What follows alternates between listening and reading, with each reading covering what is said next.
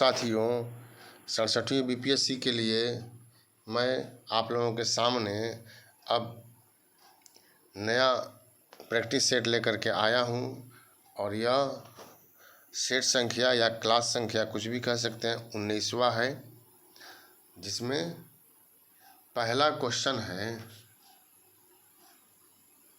युद्ध जिसमें भारत में मुस्लिम शक्ति की स्थापना हुई, वह कौन सा युद्ध था जिसमें भारत में मुस्लिम शक्ति की स्थापना हो गई। तो जवाब आपको देना है।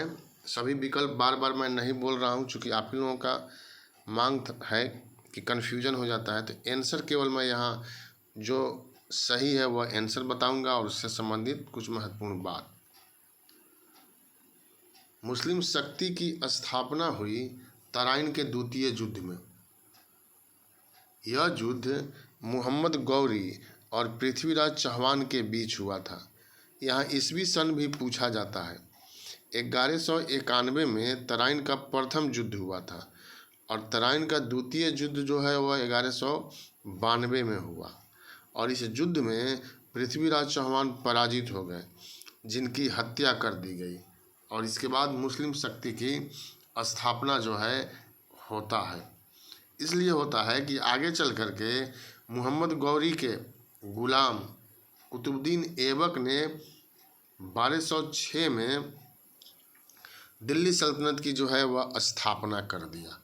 तो यही हम लोगों का आंसर हो जाएगा। 2 नंबर क्वेश्चन,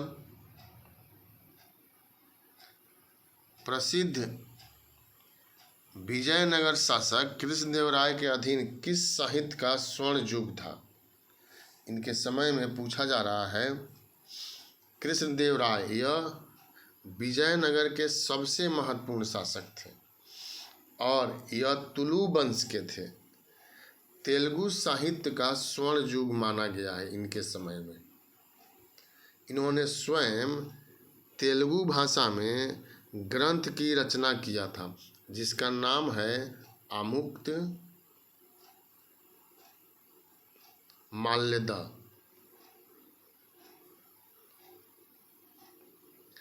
तो यह भी परीक्षा में पूछा जाता है साथियों। आमुक्त माल्यदा इनकी रचना है और यह तेलुगु भाषा में जो है वह लिखा गया है।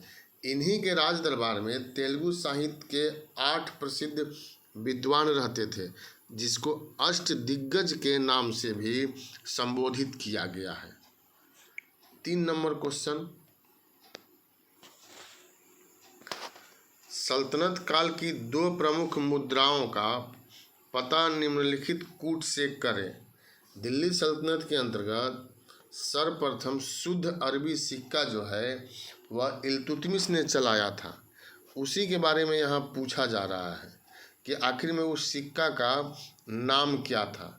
तो जीतल नाम था जो तांबे का था और जो चांदी का था वह टंका नाम था। तो 2 और 4 जो है वह आंसर हो जाएगा। विकल्प में 2 और 4 जो है यहाँ डी में दिया गया है। तो साथियों यही आंसर होगा। 1 टंका बराबर 48 जीतल होता था। तो अगर यह पूछा जाए तो आप यह जवाब दीजिएगा। 4 नंबर क्वेश्चन यहाँ देख सकते हैं आप।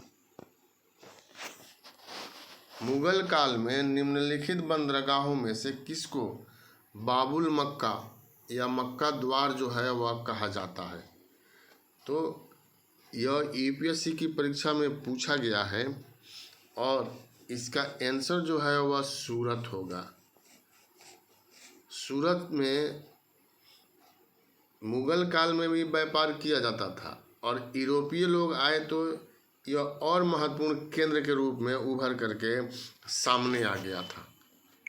5 नंबर क्वेश्चन, जाप्ती प्रणाली किसकी उपज थी।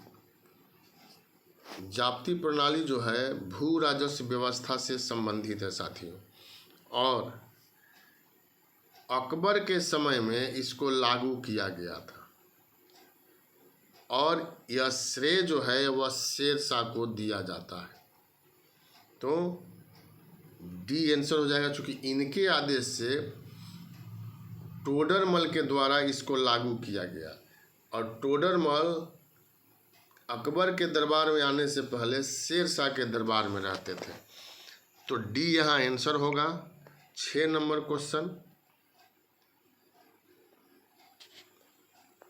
भारत में इंग्लैंड का कौन सा दूत जहांगीर के साथ अजमेर से मांडू आया था? 6 नंबर का जवाब आपको देना है। अजमेर से मांडू, क्वेश्चन थोड़ा सा इधर उधर किया गया, आप इसका आंसर जानते होंगे, तो थॉमस रो हो जाएगा। इनका पूरा नाम है सर थॉमस रो। और यह जहांगीर के समय में उनके राज दरबार में आए थे। जेम्स प्रथम जो इंग्लैंड के शासक थे, उन्हीं के दूत थे यह। और यहाँ पर आकर के व्यापारिक फैक्ट्री खोलने की अनुमति जो है जहांगीर से इन्होंने प्राप्त कर लिया था। बी आंसर हो गया। 6 के बाद 7 नंबर क्वेश्चन है,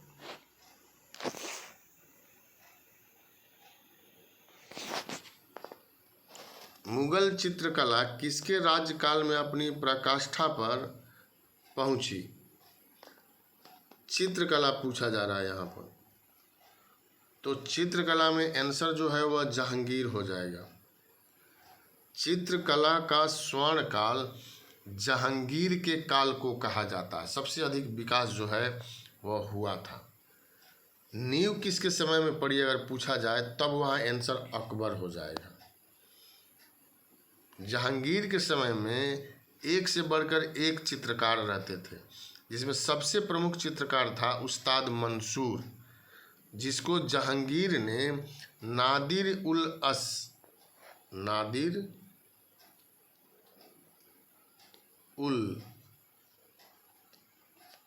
अस की उपाधि प्रदान किया। और यह पशु पक्षियों का चितेरा था। बाज का चित्र इसका काफ़ी महत्वपूर्ण है। साइबेरिया का बिरला सारस इसका काफ़ी महत्वपूर्ण है। बंगाल का पुष्प का चित्रकारी भी इसने किया था। दूसरे थे अबुल हसन, जिनको नादिर उल जमा की उपाधि दी गई थी। तो देखिए क्वेश्चन पूछा जा सकता है, नादिर उल अस तो उस्ताद मंसूर को, और नादिर उल जमा, इसमें शब्द जमा अगर जुड़ जाता है अस के बदले तो आंसर यहाँ बदल जाएगा और तब आंसर हो जाएगा अबुल हसन। तो यह ध्यान रखना है। अब 7 के बाद 8 नंबर क्वेश्चन, सुमेल करना है। यहाँ पर निम्नलिखित युग्मों में से कौन सा सही सुमेल नहीं है? बाबर एक तरफ है, दूसरा तरफ है खानवा का युद्ध। तो 1527 में यह हुआ था, यह सही है। हुमायूं के समय में चौसा का युद्ध हुआ था और यह 1539 में युद्ध हुआ था, यह भी सही है।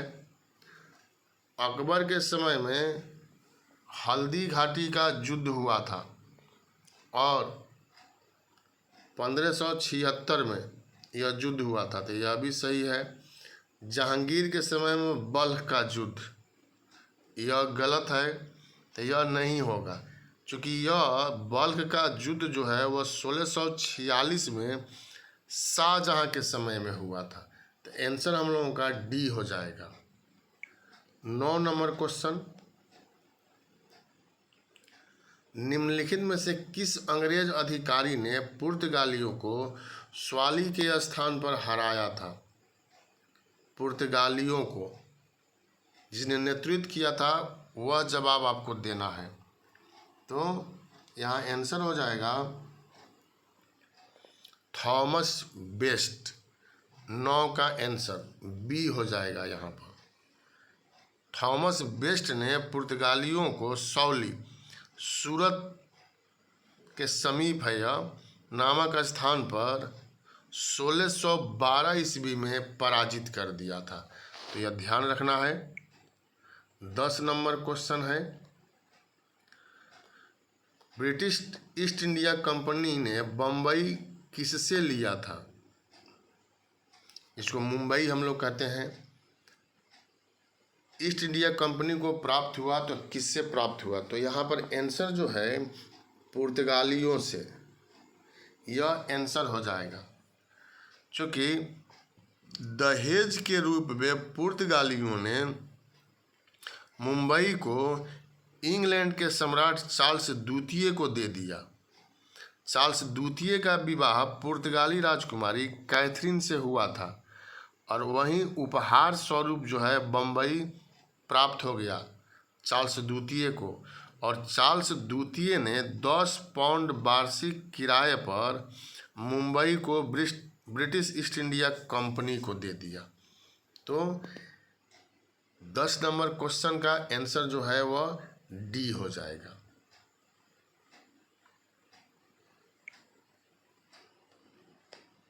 ग्यारह, ईस्ट इंडिया कंपनी के किस अंग्रेज गवर्नर को औरंगजेब द्वारा भारत से निष्कासित कर दिया गया? 11 नंबर, यहाँ पर आंसर हम लोगों का होगा और आप लोग बता भी रहे हैं, सर जॉन चाइल्ड यहाँ पर आंसर हो जाएगा साथियों।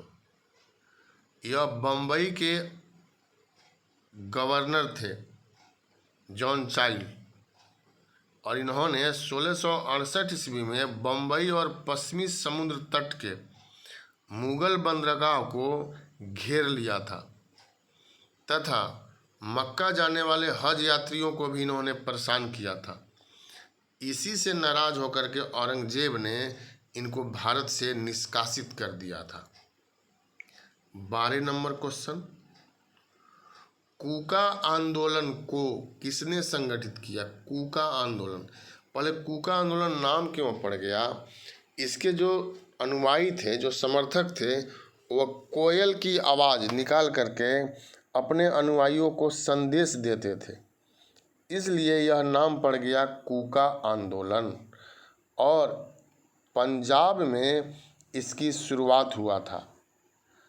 इसमें 2 नाम आएगा, आपको समझना होगा यहाँ पर। इसकी शुरुआत जो है वह भगत जवाहर मल के द्वारा किया गया था, लेकिन इसको लोकप्रिय बनाया गुरु राम सिंह ने। तो दोनों आपको याद रखना होगा। आंसर तो यहाँ हो जाएगा गुरु राम सिंह, लेकिन अगर पूछ दे कि किसने इसकी शुरुआत किया, प्रवर्तक कौन था, और उसमें अगर नाम दिया रहे भगत जवाहर मल का, भगत जवाहर मल, तो यह आंसर आपको देना है। 13 नंबर क्वेश्चन, पागलपंथी विद्रोह वस्तुतः एक विद्रोह था। किसका विद्रोह था यह आपको यहाँ बतलाना है। पागलपंथी विद्रोह वस्तुतः गारो का एक विद्रोह था जो अर्ध धार्मिक संप्रदाय था। उत्तरी बंगाल में करम शाह ने चलाया था इसको। यह पूछा जाता है किसके नेतृत्व में? करम शाह के नेतृत्व में इस आंदोलन को संचालित किया गया था। बाद में करम शाह के पुत्र टीपू ने इस आंदोलन को आगे बढ़ाने का कार्य किया था। तो आंसर यहाँ पर ई हो जाएगा, इनमें से कोई नहीं, क्योंकि गारो विकल्प में नहीं दिया गया है। 14 नंबर, सुमेल करना है इसको। बारदोली, चौरी चौरा, यरवादा, नोआखली, और इधर राज्य का नाम दिया गया है साथियों। तो यहाँ पर बारदोली गुजरात, चौरी चौरा उत्तर प्रदेश, नोआखली पश्चिम बंगाल, यरवादा महाराष्ट्र। तो ये सही जो है वह सुमेल यहाँ पर है। अब वह विकल्प किस में आ रहा है तो आप यहाँ देखिए 2, 4, 1, 3, सी इसका आंसर हो जाएगा। अब इसके बाद अगला क्वेश्चन है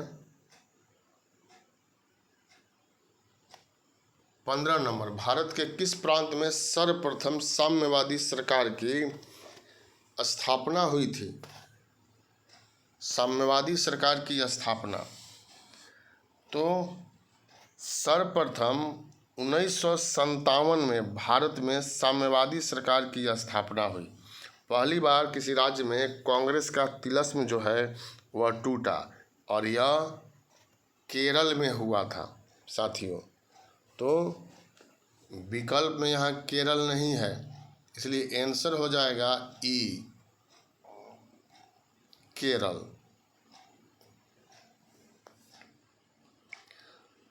16 नंबर क्वेश्चन, निम्नलिखित नेताओं में कौन एक स्वदेशी के समर्थक थे? स्वदेशी के समर्थक यहाँ पूछा जा रहा है।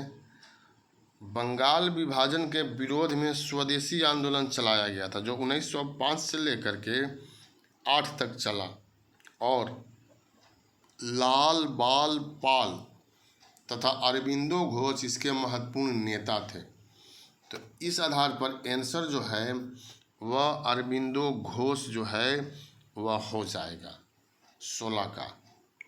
17 नंबर क्वेश्चन,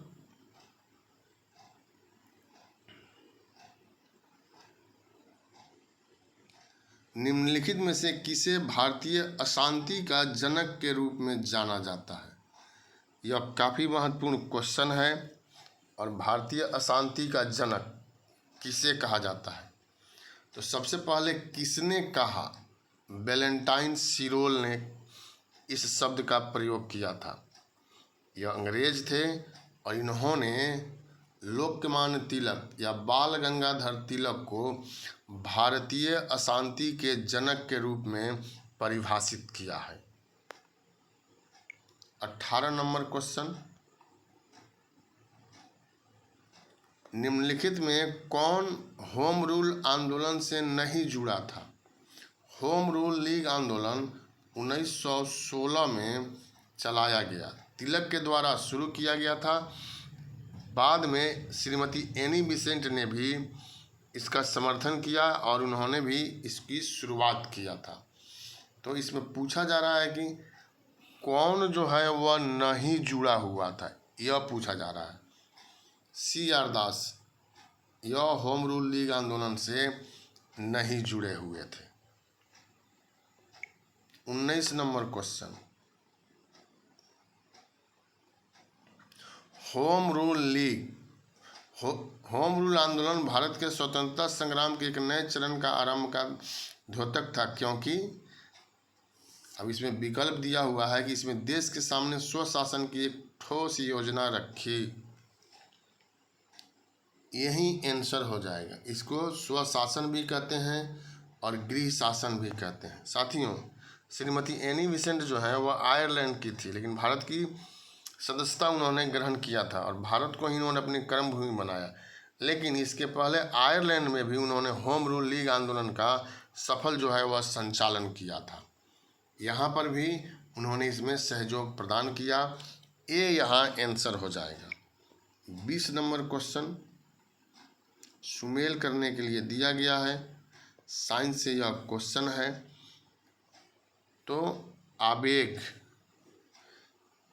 एक का यह डी हो जाएगा, आवृत्ति सी आंसर हो जाएगा, हर्ट्ज, उष्मा जूल, उष्माधारिता ये यहाँ आंसर हो जाएगा। इस आधार पर जो हम लोग विकल्प के आधार पर देख रहे हैं तो 4, 3, 2, 1 ये जो है इसका आंसर हो जा रहा है। मात्रक से बीपीएससी में परीक्षा में पूछा जाता है, इसलिए यह महत्वपूर्ण है और हम लोग क्वेश्चन में इसको शामिल किए हैं। 21 नंबर क्वेश्चन, ऑर्की बैक्टीरिया के एक समूह को उत्पादन के लिए उपयोग में लाया जाता है। 21 का जवाब आपको देना है किसे? मेथेन के। बी जो है वह आंसर हो जाएगा, क्योंकि इसके मेथिनोजेंस समूह अवायवीय होते हैं तथा ये दलदल वाले स्थान और पशुओं के रुमेन में पाए जाते हैं। इनका उपयोग जो है मीथेन के उत्पादन में होता है। 22 नंबर, पादप जंतु कोशिका से किस प्रकार भिन्न होती है? पादप कोशिका जंतु कोशिका से किस प्रकार भिन्न होती है? तो कोई इसमें अंतर है चारों में से, वह आपको बताना है। कोशिका भित्ति, इस आधार पर अंतर जो है वह पाया जाता है। पादप कोशिका जंतु कोशिका से भिन्न होती है क्योंकि इसकी कोशिका में बाह्य आवरण कोशिका भित्ति कहलाता है, जो कि हरे पौधे में मुख्यतः सेलुलोज से निर्मित होता है।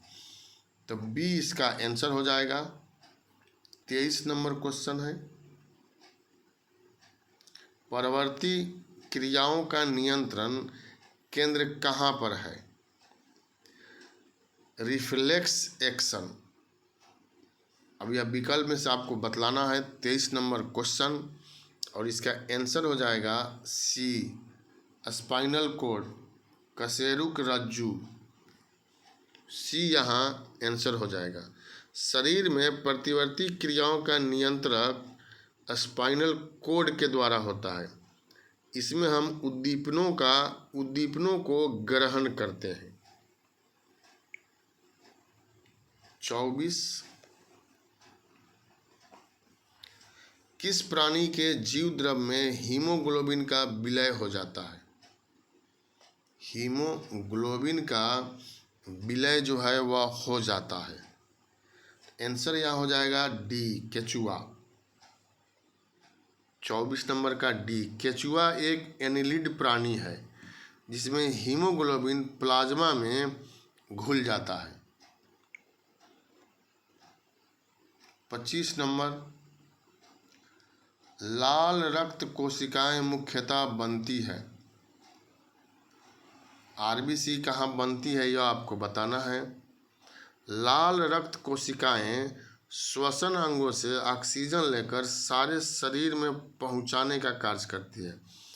ऑक्सीजन को ढोने का काम करती है, यह अगर पूछा जाए तो आंसर वही हो जाएगा। लाल रक्त कणिका अस्थि मज्जा में विकसित होती है, बोन मैरो जिसको कहते हैं। तो डी यहाँ आंसर हो जाएगा, अस्थि मज्जा।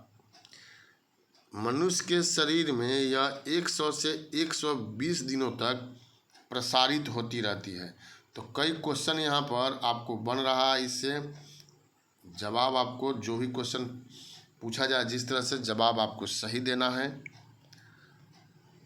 26 नंबर, एंजाइम मूलतः क्या है? एंजाइम मूलतः प्रोटीन होते हैं जिनका निर्माण मूलतः नाइट्रोजनीय पदार्थों या अमीनो अम्ल के संश्लेषण से होता है। तो इसमें प्रोटीन कहीं दिया नहीं है साथियों, तो आंसर क्या हो जाएगा? ई। चूँकि प्रोटीन यहाँ नहीं दिया गया है तो यही आंसर हो जाएगा। 27 नंबर, मानव शरीर में पुंछ कौन सी संरचना से संलग्न होता है? मानव शरीर में स्थित पुंछ या कृमि रूप परिशेषिका एक अवशेषी अंग है। यह छोटी व बड़ी आंत के जोड़ के पास स्थित होता है। तो 27 में आंसर हो जाएगा बृहदांत्र। ए इसका आंसर होगा। इसका आकार छोटे कृमि की तरह होता है जो बड़ी आंत बृहदांत्र से सिमट कर जुड़ा हुआ होता है। तो ए जो है इसका आंसर होगा। 28, निम्नलिखित में कौन सा तत्व पौधों के विकास के लिए आवश्यक नहीं है? पौधों के विकास के लिए 16 अनिवार्य तत्व को चिन्हित किया गया है। 16 अनिवार्य तत्व होते हैं पौधों के विकास के लिए। अब यहाँ पूछा जा रहा है कि इसमें से कौन आवश्यक नहीं है? सोडियम, यह आवश्यक जो है वह नहीं है 28 में, और आप लोगों ने बनाया होगा वह सही बनाया होगा। अब यहाँ 29 नंबर क्वेश्चन हम लोग देखेंगे। जिस विटामिन में कोबाल्ट होता है वह है। कोबाल्ट एक खनिज लवण है जो कि विटामिन B12 का एक महत्वपूर्ण घटक है। तो डी आंसर हो जाएगा B12। B12 का रासायनिक नाम है साइनोकोबालामीन।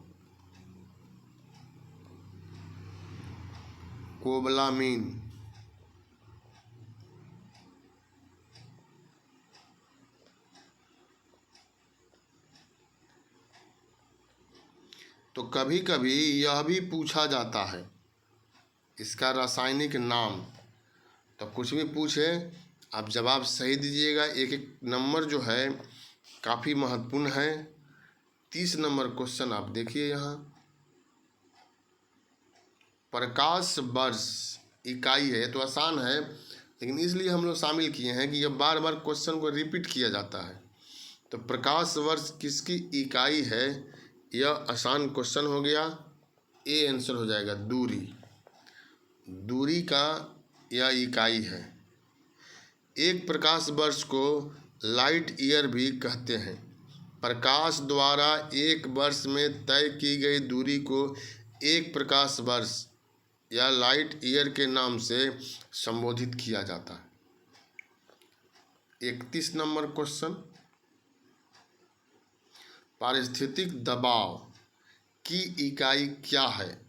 एटमॉस्फेरिक प्रेशर, इसका इकाई पूछा गया है, यह आपको बताना है। ए हो बार, वायुमंडलीय दाब का गैर एसआई मात्रक बार है। तो आंसर यही हम लोगों को देना है। 32 नंबर क्वेश्चन। जब कोई वस्तु ऊपर से गिराई जाती है तो उसका भार होता है। क्या होता है जब कोई वस्तु ऊपर से गिराया जाता है? तो आंसर आपको यहाँ पर दे देना है 32 का बी, अपरिवर्तित।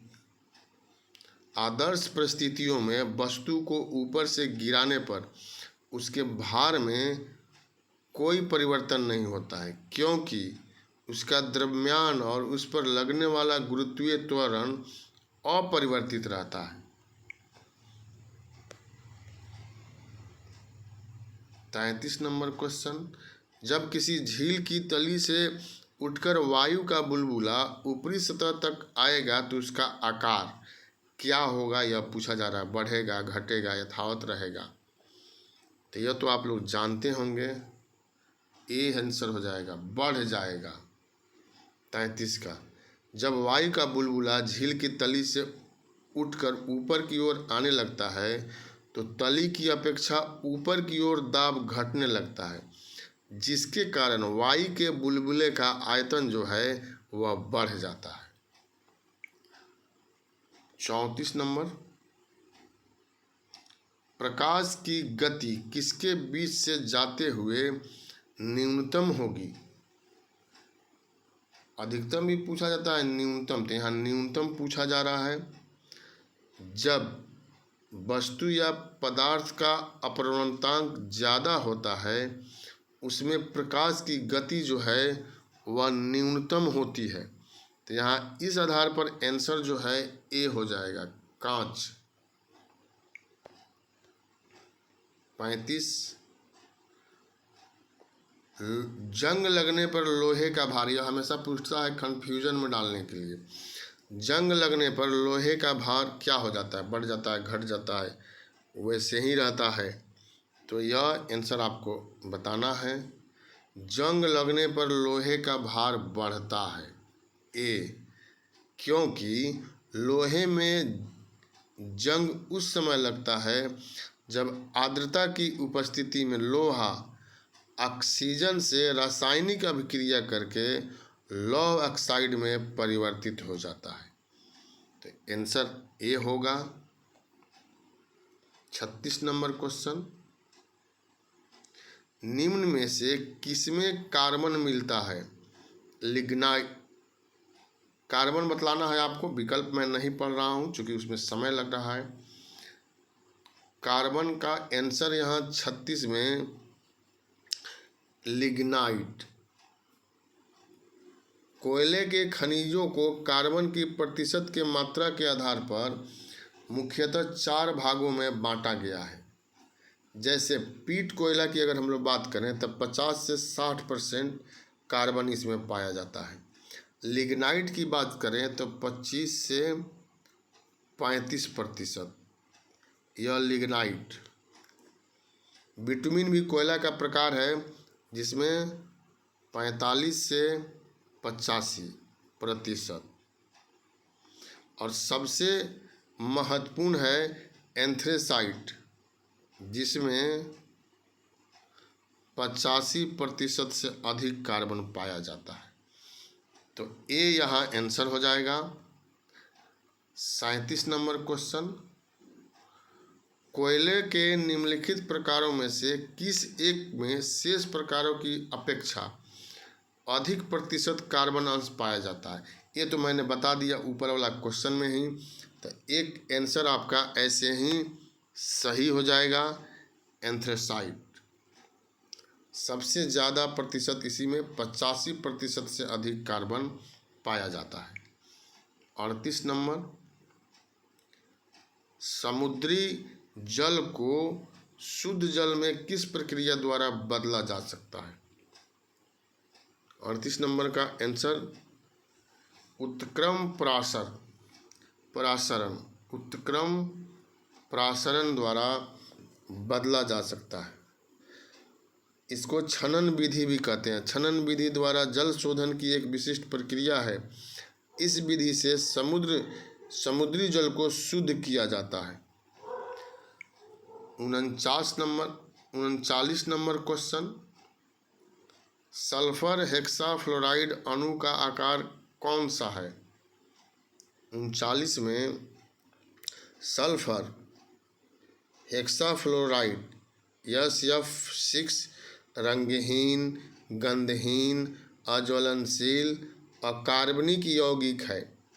और इसका आंसर जो है वह ई हो जाएगा, इनमें से कोई नहीं। इस अणु का आकार अष्टफलकीय, अष्ट शब्द नहीं है इसमें, अष्टफलकीय होता है।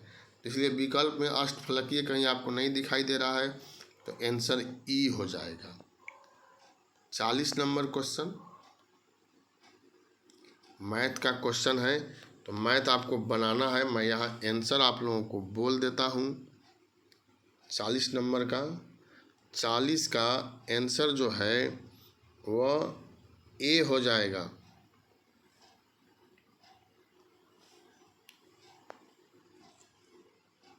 600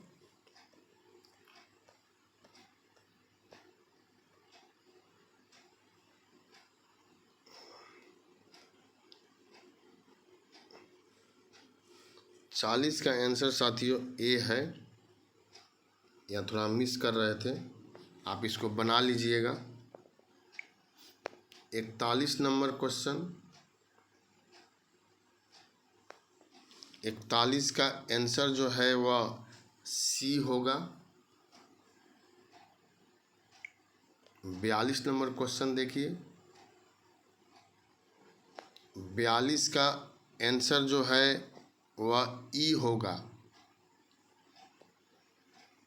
42 में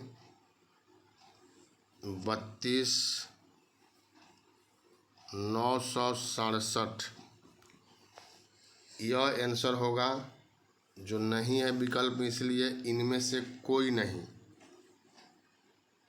43 नंबर क्वेश्चन, इसका आंसर जो है ई होगा। इसका भी आंसर जो है ई हो जाएगा और इसका आंसर होगा 11.0592। यह आंसर आप मिला लीजिएगा बना करके। ई 44 नंबर क्वेश्चन, 44 का आंसर सी। 45 नंबर क्वेश्चन,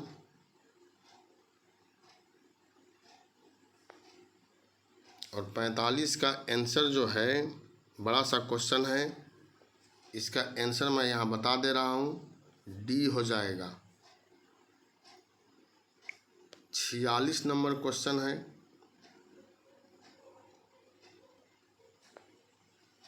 और 46 का आंसर जो है वह ए होगा। इसको बनाकर लेकिन आप लोगों को देखना है कि आंसर में कहीं कोई त्रुटि तो नहीं है। 47 नंबर और 47 का आंसर जो है ए होगा। 48 नंबर क्वेश्चन, बड़ा सा क्वेश्चन है यह,